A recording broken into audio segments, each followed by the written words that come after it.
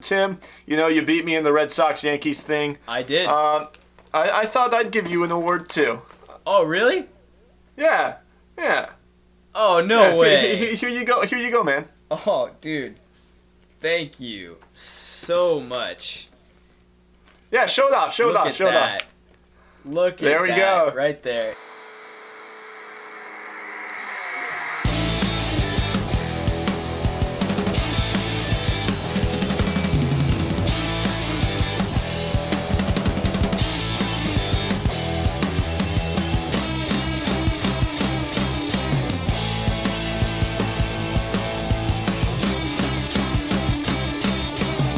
Hello and welcome to episode 3 of Hindsight Heroes. Glad to be back for another week. I am John Hofling, aka Michael. My co-host, Tim Wolf, aka the second best host of Hindsight Heroes. Whoa. I said it. I said it. What you gonna do about it, Tim? You're gonna say that when you were wrong. You were wrong about the Red Sox-Yankees game. I think you got a piece of paper that might prove me right that I'm the best host, though. Either way. If you like the show, make sure you subscribe to our YouTube channel and follow us on Facebook at Hindsight Heroes Show. Make sure you do that. And make sure you follow us on Instagram as well at Hindsight Heroes Show. You'll know plenty about our rivalry over the Red Sox-Yankees picks. If you were following us on Instagram, you saw our reactions, and I was pretty excited to be right about that one. Yeah, you seem to get pretty excited whenever the Red Sox are in October, but never before. Never before, it seems like, Tim. Dude, the MLB regular season is boring. I'm going to say it. I keep up with it, but the games are on a million different channels at a million different times. I don't have time for that. I get really excited for baseball when October rolls around. Sounds about right. Either way, why don't you tell them about the Twitter incident, Tim? Oh, well, we would tell you to follow us on Twitter, but I decided that I would be funny and make our birthday on our Twitter account the same date as our first episode, so that would be less than a month ago. And Twitter immediately flagged that as you are less than a year old, and you're not old enough to have a Twitter account. So they locked the account, and now I have to send them a picture of my driver's license to prove that we are not indeed 3 weeks old. But you know those zero-year-olds always faking driver's license nowadays. That'll teach you to try to be funny, Tim. Anyway, we got a great show coming up. We are introducing a new segment, the Genius Board. Make sure you follow that. Question of the Day's coming up. That's also a new segment. We're going to make a couple jokes, as we always do, talk about the NBA playoffs. The first thing we got to get off our chest, Red Sox-Yankees series. First real time that we've disagreed on anything on the show. First serious time we've ever had a rivalry. And I went devil's advocate. I chose the Yankees.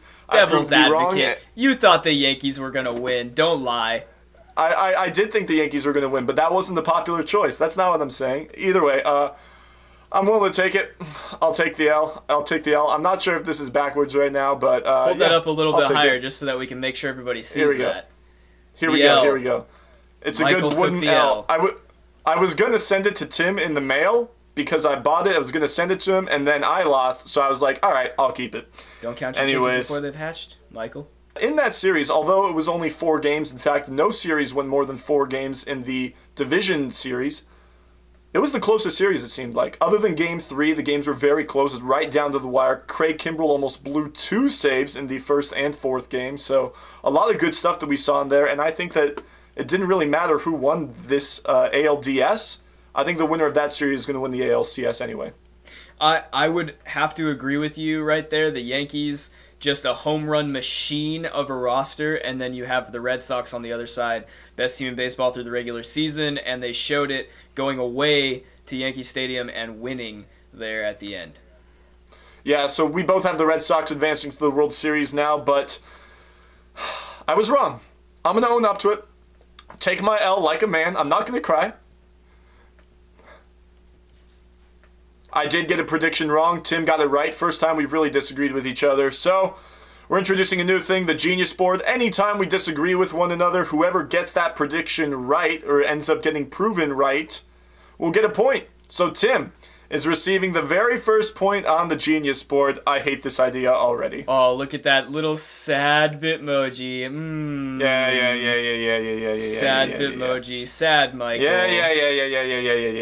Let's talk a little bit about Drew Brees real quick. He set the NFL record for career passing yards. Incredible accomplishment by Drew Brees. He deserves it all the way. Really happy for him. I'm a big Drew Brees fan. I read his book when I was a senior in high school, and I used a lot of the things that he said in there to try to have a better season as a football player. So I'm a big Drew Brees fan, and I'm really glad he got that. I do, however, have a couple questions for the NFL. Namely, why did you give him a laminated piece of paper? Not even a laminated. It was in a page protector. They couldn't even laminate it. They gave him a piece of paper in a page protector to signify the record as like some type of trophy or something.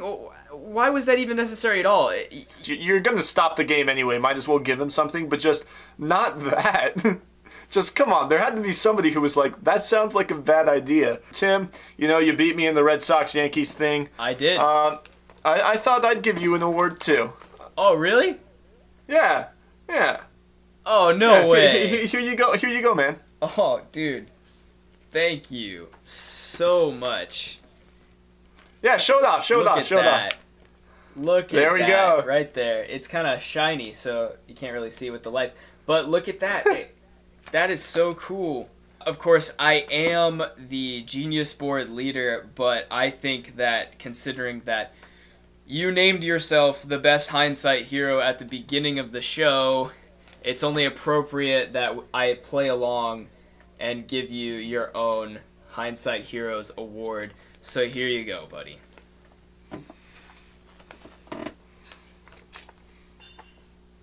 Thank you, Tim. Means a lot. Another new segment we're introducing, Question of the Day. We're going to do this every week now. Make sure you comment below your answer to our question of the day. And Tim, what is it this week? Well, I thought of this one this week, so I'm going to take the cred for that one. But I'm going to say our question of the week this week is, which rookie QB in the NFL would you want to start for your team today? Not who would you want to build towards the future, not who would you want tomorrow. Today, if you were putting your team out there on the field, which rookie QB would you want behind center for your team? Leave your answer in the comments below and let us know what you think. We're looking forward to the answers that we get. Yeah, we hopefully we don't see too many Mason Rudolphs and Lamar Jacksons on there. Pretty much trying to stick to the big four here, the ones that have started already. By the way, Patrick Mahomes, not a rookie. Just not a to rookie. Get that out not there. A rookie. If I see any Patrick Mahomes answers, I'm not going to be happy about that. Well, thanks, Tim. Now we're definitely going to see Patrick Mahomes answers. A presidential alert came out last week. A lot of stuff going on. In fact, I'm still getting them right now. I just got one the other day. It said, Barry Bonds never tested positive for PEDs. Here, I'll show you a screenshot right now. Yeah, I guess the system was on the fritz, and Donald Trump was able to send out a lot more of the presidential alerts. The one I got said, LeBron is already a better Laker than Kobe.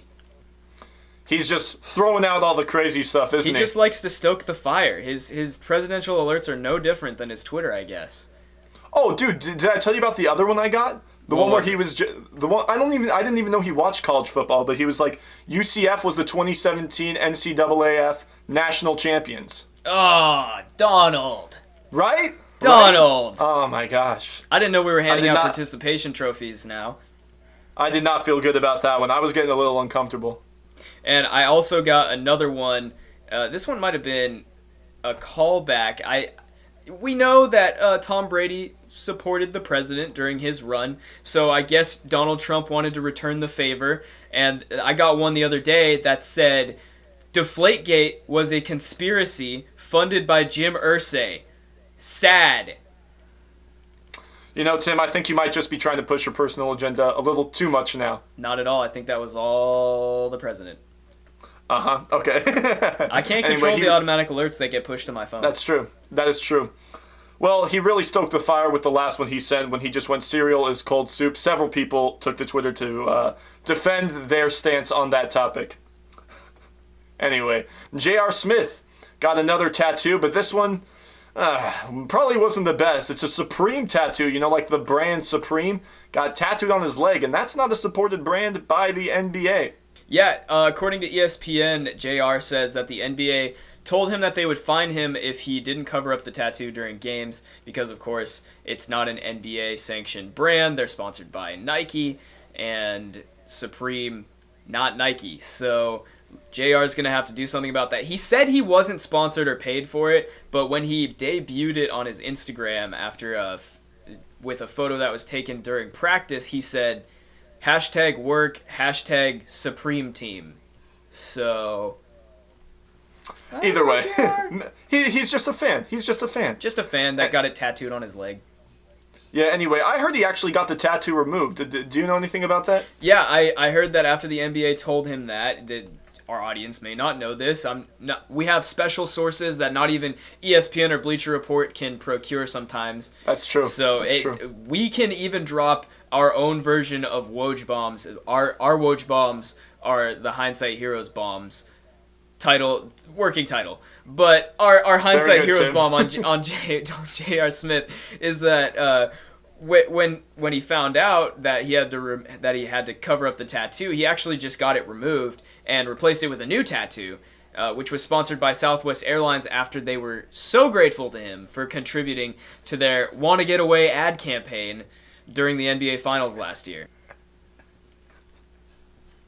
Tim, I'll give you props on that one. That was incredibly clever. I mean, you're the one who photoshopped it, so.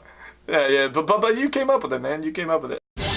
Okay, moving into our topic of the day. The NBA season is right around the corner, and Michael and I did a little bit of research. We want to tell you our predictions moving into the NBA postseason. Of course, it's kind of hard to predict every single game outcome in the NBA, but we're going to look at what the postseason landscape might look like. We have some differing opinions there, especially on the NBA champion side of the equation. Let's just preface this with I am from the Bay Area and Tim is a fan of all things Boston, Yes. so that might have something to do with what you're going to see. But that is not championship. unwarranted. My mother is from Boston, and I grew up watching those sports, so I'm not just a sports city bandwagoner like some of the people out there.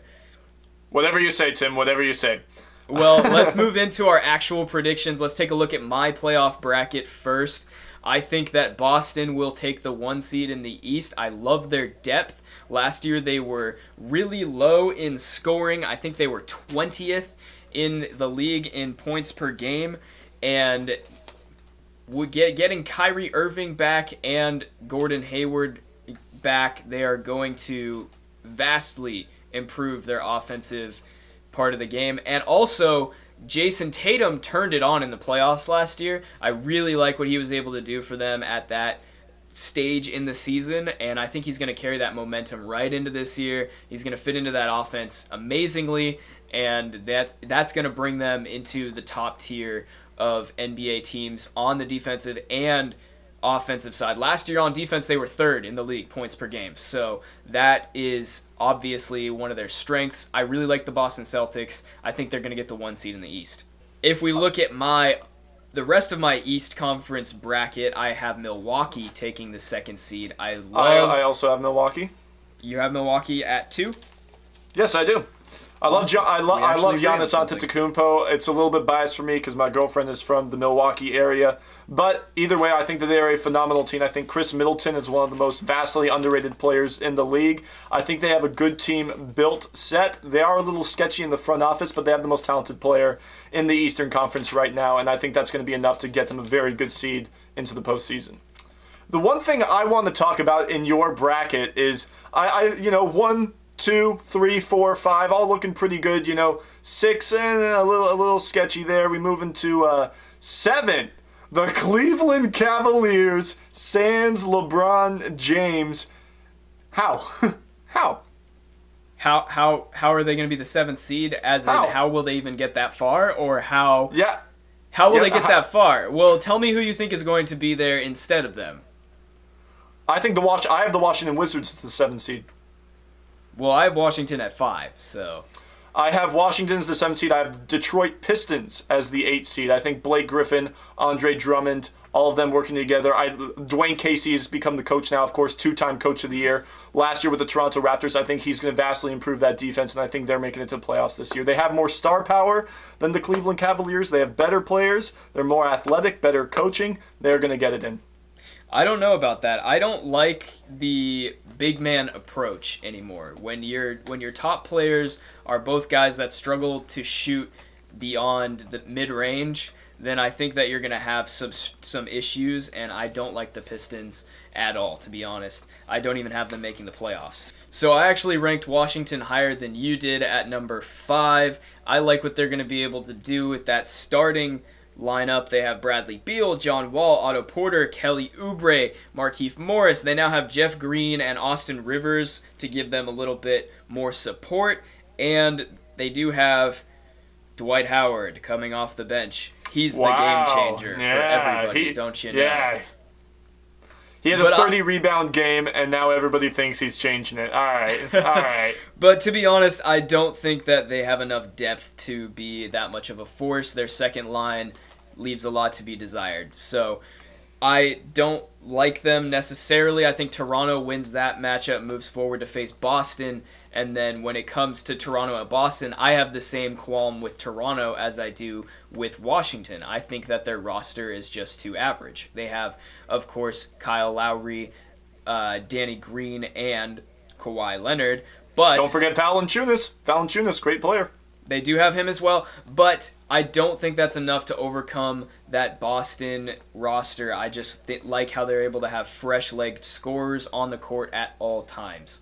So Boston takes that one, advances to the NBA Finals for the first time since 2010 when they lost to Kobe Bryant's Lakers.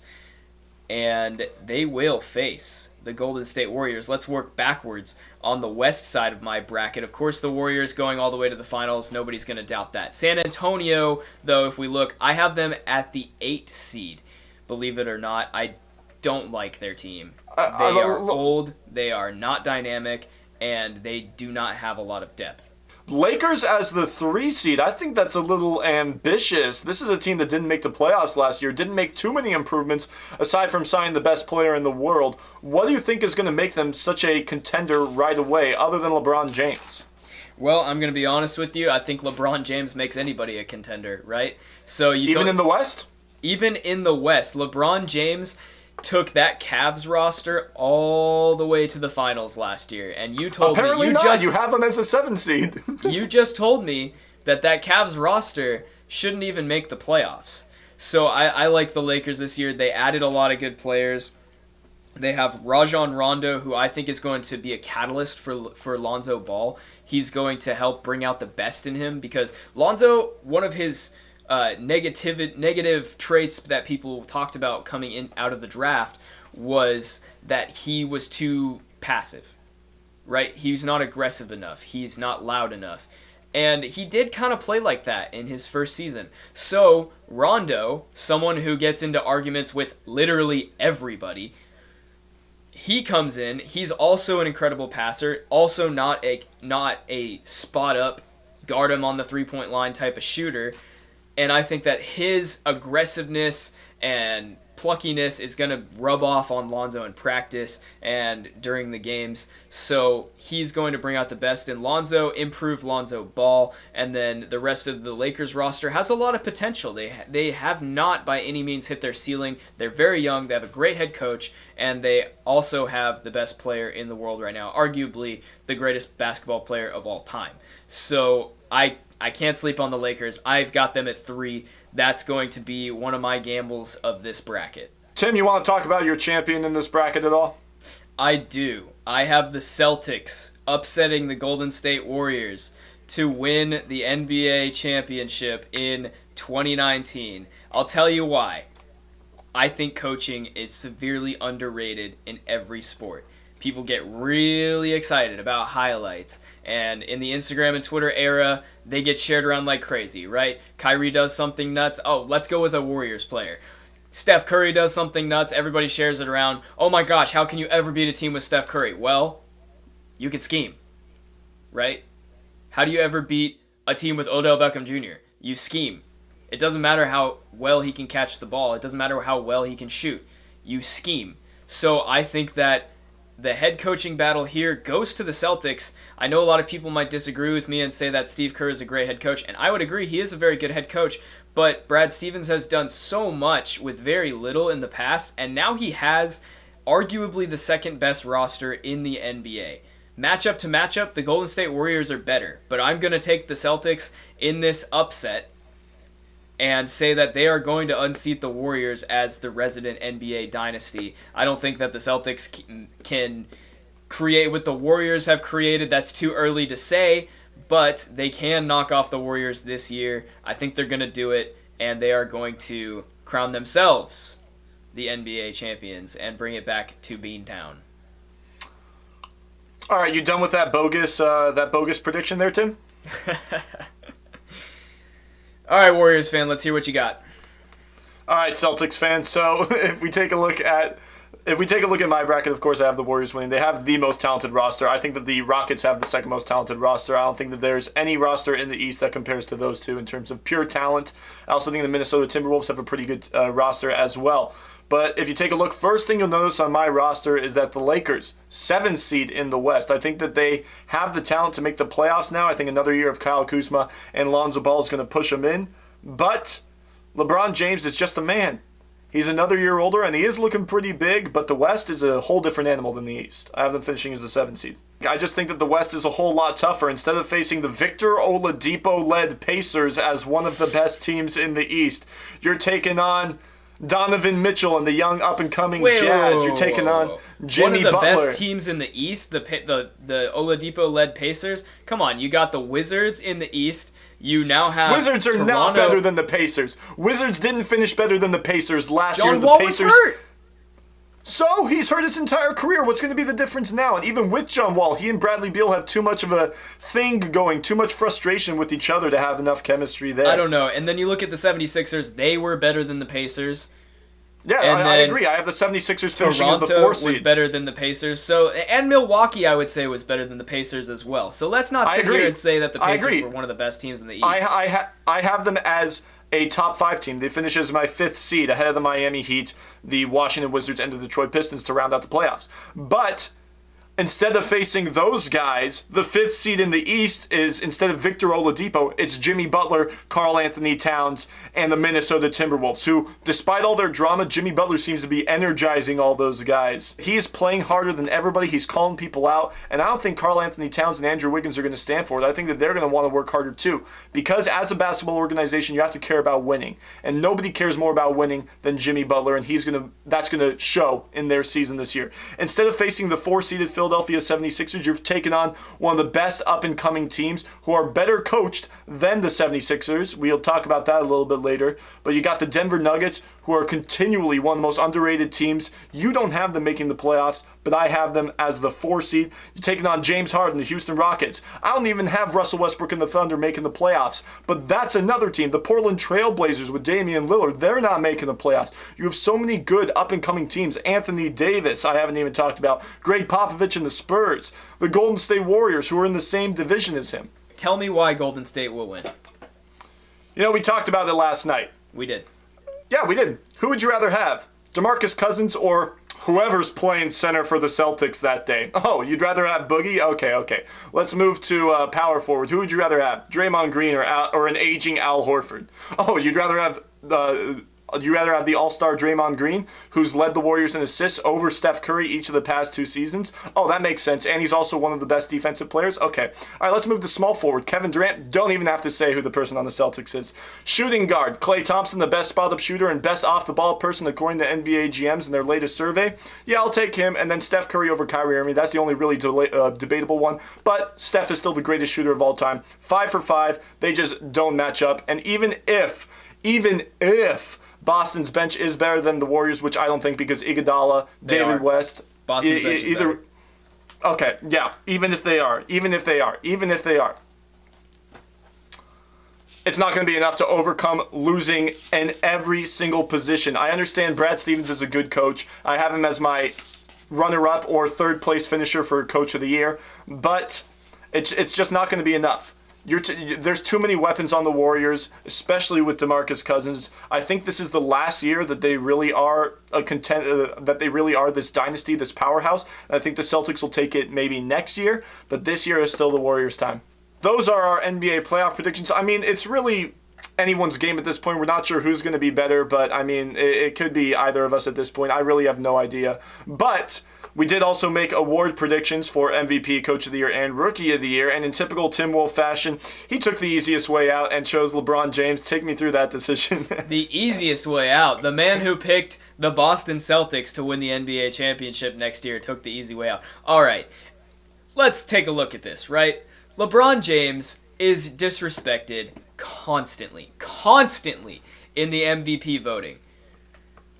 The problem is greatness becomes boring when it's greatness for a long time. Last year, you can't tell me that LeBron James didn't take his team he didn't do more with what he had than anybody else in the league. We already talked about that when we were discussing our brackets. That Cavs roster is in sad shape. And he took that roster to the NBA Finals. So, you're telling me that James Harden on the Houston Rockets was more important to that team than LeBron James was to that was to that Cavs roster. You cannot tell me that. And the thing is, James Harden's all his triple doubles and his step back where he puts people on the floor and then stares them down for 20,000 seconds before he actually takes a shot is so exciting. So he wins the MVP. LeBron James deserved it last year. He'll deserve it again this year when he takes the Lakers to the Western Conference Finals. I think he turns it on this season. He's got to prove something in LA. He came to the land of Kobe, the land of Magic, the land of Kareem, and he's got to prove he has a place between all of those guys as to be discussed as one of the greatest Lakers of all time. And I think he's going to try to assert his position there with an MVP-like season. My MVP is going to Giannis Antetokounmpo, the new best player in the Eastern Conference. Without LeBron James there, I think that he wipes the floor with absolutely everybody there, except maybe Kawhi Leonard. I have Kawhi Leonard finishing second in my MVP voting, LeBron James finishing third. But he's just too talented, too athletic, too strong. He can't shoot, but he's gotten better every single year over the of his career in that department. So I think he's going to get even better this year, better on the defensive end. Of course, he's going to be exciting as everybody. Everybody loves to try to spell his name correctly. He's just exciting. If you're talking about exciting, other than the Golden State Warriors, it's the Giannis show, the Greek Freak. He is everything you want to see in an NBA player in the Eastern Conference, which is devoid of star power right now. I think he takes it. Can you spell Antetokounmpo? Antetokounmpo. And spell check. Oh, that is right. Okay. Bro, you think I didn't do my research? You don't think I spent hours looking at this guy's name? I even looked up his brother on the Dallas Mavericks, Kostas. Moving into our Coach of the Year. Tim went with Brad Stevens. I went with Michael Malone of the Denver Nuggets. Take us through your decision process. I mean, you sort of did already for the most part, but I did. reiterate. I think Brad Stevens is going to assert himself as the best coach in the NBA this year. It's always been Pop for a long time, and the Spurs are falling off since Tim Duncan left. They no longer have Tony Parker. It's going to be a difficult season for them. It's going to be a difficult season for Pop. He's going to be in his first season without either of his top guys through that Spurs dynasty time that existed back in the early 2000s. No more Tony Parker, no more Tim Duncan. I think Pop gets frustrated, and I think Brad Stevens will slide in and take that spot as the most revered coach in the NBA. And then the reason I think he'll win the Coach of the Year award is because last year, when he took the Celtics all the way to the Eastern Conference Finals and took LeBron James to 7 games, Brad Stevens didn't even get a single Coach of the Year vote. So I think that the NBA, the powers that be, will try to make up for that mistake and give him the award this year. Coach of the Year isn't based on who's the best coach. Greg Popovich has been the best coach in the league for some time. It's based off of what team surprised everybody, came out of nowhere, and did really well, because a lot of that has to do with the coaching. For me, it was a tough decision between Michael Malone, Quinn Snyder of the Utah Jazz, and Brad Stevens of the Boston Celtics, because I do think Brad Stevens is a great coach, and he's going to surprise a lot of people as well. But for me, Michael Malone, I have them finishing as the 4 seed, and with a season like that, where not even Tim had them making the playoffs, if they can accomplish something like that, it's got to go to him. I think Quinn Snyder is going to be close. If not Michael Malone, it's going to be Quinn Snyder, but both of them moving back and forth, I'm giving it to Michael Malone. Moving into Rookie of the Year. Tim and I went with the number 1 overall pick and the number 3 overall pick. Of course, Tim choosing DeAndre Ayton of the Phoenix Suns, and me choosing Luka Doncic from Lithuania, the 19-year-old superstar, supposed to be on the Hawks but traded to the Mavs. A whole mishmash on draft day. Tim, take us through your DeAndre Ayton pick. Okay, so here's the thing. I am somewhat of a contrarian. If you know me, you know I like to go the opposite way a lot of the times. I like going against the flow, but I can't go against the flow here. Everybody's already decided that DeAndre Ayton will win Rookie of the Year. And I also looked at Doncic. I'm not super high on him. I go back and forth, right? I'll see clips of him where he gets D'd up by Ben Simmons and can't do anything but barely pass the ball off. And I'm thinking, this guy's coming from Europe. We think he's better than he is, and he's not going to do anything.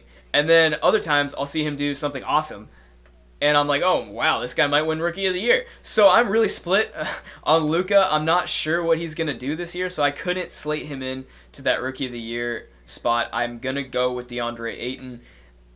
I feel like it's the safe pick. I want to win this one, and I think that everybody in the NBA has already decided that Ayton will be the Rookie of the Year. Well, you are going to need that win after your Celtics don't win the NBA championship, but I ended up going with Luka Doncic of the Dallas Mavericks. A lot of that has to do with the talent around him on his roster. I think that the Mavericks are an underrated roster. They have DeAndre Jordan, Harrison Barnes, Dennis Smith Jr., Giannis's brother, who, you know, like, he's got the blood of a potential MVP in him, so maybe something will come up, as well as J.J. Barea, who's an underrated shooter, and a legend in Dirk Nowitzki.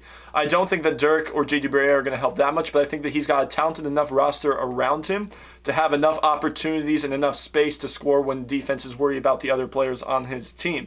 I liked what Doncic brings to the table. As you said, he's not the most consistent, but I think he's going to be consistent enough to get stuff done and potentially lead them to the playoffs. The Dallas Mavericks are a dark horse playoff team in the Western Conference, in my opinion. Yeah, and again, I said I'm really split on Doncic, so he could end up being the Rookie of the Year. I actually don't disagree with you much on that. I just went with the safe pick on this one. I'm going to go with Ayton. Like I said, when you watch the draft and everybody's already declared a guy Rookie of the Year, it's pretty hard to go against that, because look what happened with Ben Simmons and Donovan Mitchell. Everybody decided Ben Simmons was going to be the next greatest thing before he was even drafted, and then he misses his rookie year, and he still wins Rookie of the Year in his second year. So, well, I think that a lot of that could have been due to hype. I mean, Bryce Harper in 2012 was not the best rookie in the National League, but the hype around him sort of won him the Rookie of the Year. There is a lot of hype around Doncic and Ayton. Both of them, I think they have the most hype of any of the two rookies. So I think that might be something to do with it as well. Moving on to our question of the day. We promised you a response, and we're going to respond right now. Which of the rookie quarterbacks, the big four preferably, excluding Lamar Jackson and Mason Rudolph, which of them, if you had to win a game today, who would you want on your team? Tim? Well, I am going to have to go with Baker Mayfield. I like what he's done with the Browns so far. In 2 games, in 2 games, he's 1-1 technically, but let's be honest, he's 2-1. He took over for Tyrod Taylor in the end of that second half, and he's part of what helped the Browns elevate to that win over the Jets, but he doesn't get that win on his stats because Tyrod Taylor technically started the game. So I'm going to go out on a limb, say he's 2-1, and he would be 3-0 if they won in overtime against the Raiders. So that one loss he has is in overtime. He's only 58.9% completion rate, but that's pretty good. He's thrown for 838 yards in 2.5 games, and he's got 3 touchdowns and 3 picks. I like him a lot so far. I really think he's just explosive and exciting to watch, and he generates this excitement around your team in the locker room, and creates a culture that you want to be around. And so I want Baker Mayfield under center for me on Sundays if I have to pick one of these guys right now. He's got the arm talent and he's got the leadership skills. In this case, I'm going to have to go with Sam Darnold because Sam Darnold, he's not turning the ball over. He's a game manager. For somebody, if I had to win a game to stay alive, Sam Darnold is going to give me the best chance to win. Baker Mayfield's been great, but he's too inconsistent in my opinion. Turns the ball over too much. If you want to win a game, to stay alive, you're going to take the safe route. And that's what I think I'm doing with Sam Darnold. Sam Darnold has been the most consistent of these 4 quarterbacks. I know what I'm getting with Sam Darnold. If it's a win or die, you're going to take a guy who's aggressive over a guy who's conservative and won't lose you the game. Baker Mayfield lost that game for the Raiders. I can't say that Sam Darnold has lost a game for the Jets yet. He hasn't had the offensive tools. Yes, he hasn't looked that great, but he keeps his eyes downfield. He's always a pass first before run guy. And keep in mind, he is a defensive head coach rather than an offensive head coach in Cleveland with Baker Mayfield. So he's not getting a lot of help from his coach as well. When it comes down to it, these are such similar statistics, and I think it's really just about who you want to put on the field to get that win for you.